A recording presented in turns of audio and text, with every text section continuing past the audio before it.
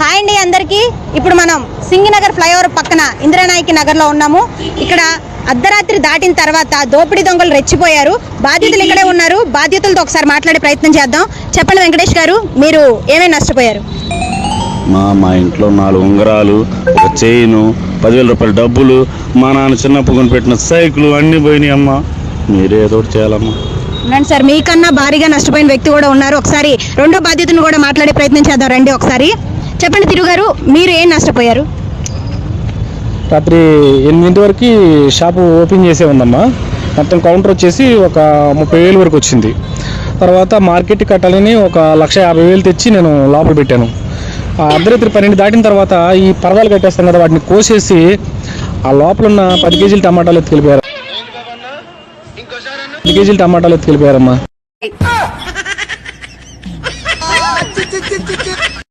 Hello Srinu అన్నా చెప్పన్నా. మన ఫ్రెండ్ సురేష్ గారు ఉన్నాడు కదా, వాడికి అసలు బాగోలేదంట ఆరోగ్యం. ఏమైందన్నా వాడికి? నేను వెళ్తున్నాను వాడి దగ్గరికి వాళ్ళ ఎరుపాలెం. అన్నా ప్లీజ్ అన్నా, నువ్వు అక్కడికి వెళ్ళగానే నాకు ఫోన్ చేయన్నా.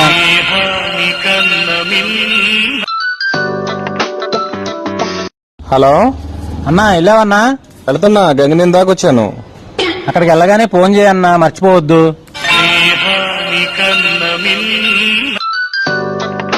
అన్నా వెళ్ళావా?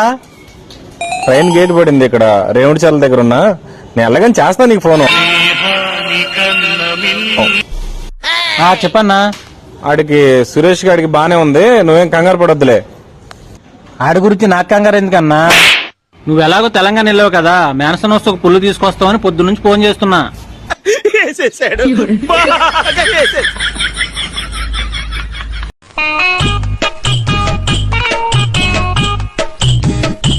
ఏమండి, ఒక 20 రూపాయల టమాటాలు కావాలి. 20 రూపాయల టమాటాలా? పక్కన నుంచోండి.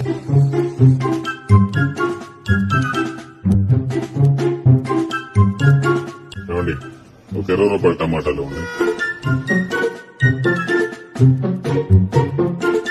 నుంచోండి, ఇస్తాను.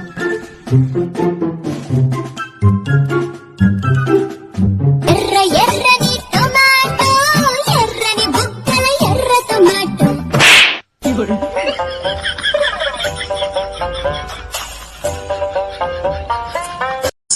ఊరికి చెప్పకు, వాడకు చెప్పకు, తోడుగా వచ్చిన నీడకి చెప్పకు, వచ్చేయవే పిల్ల నాకు. అన్నయ్య వదిన ఫోను. హలో, శత్రువులు ఎక్కడో ఉండర్రా, చెల్లెళ్ళు కూతుళ్ళు రూపంలో మారువేషాలు వేసుకుని మన కొంపలోనే తిరుగుతా ఉంటారు.